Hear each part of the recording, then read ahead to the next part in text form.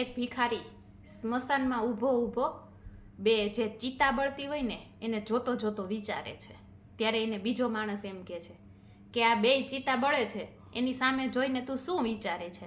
ત્યારે ભિખારી એને એમ કહે છે કે આ ધનવાન માણસની ચિતા છે કે જેણે આખી જિંદગી સરસ રીતે જીવન જીવ્યો, કે એણે સરસ રીતે કાજુ બદામ કે ડ્રાય ફ્રૂટ જ ખાધા છે, લક્ઝરીસ લાઈફ જીવો છે.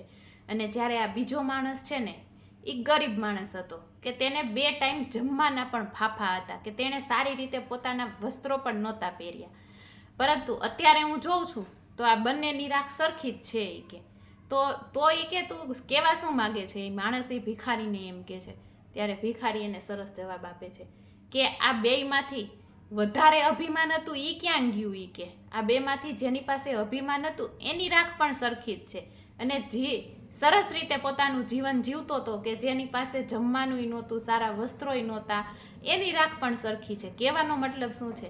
માણસની પાસે ગમે એટલું ધન હોય, ગમે એટલી સંપત્તિ હોય, પરંતુ એ બીજાને ઉપયોગમાં કરી શકે ને એ જ સાર્થક છે.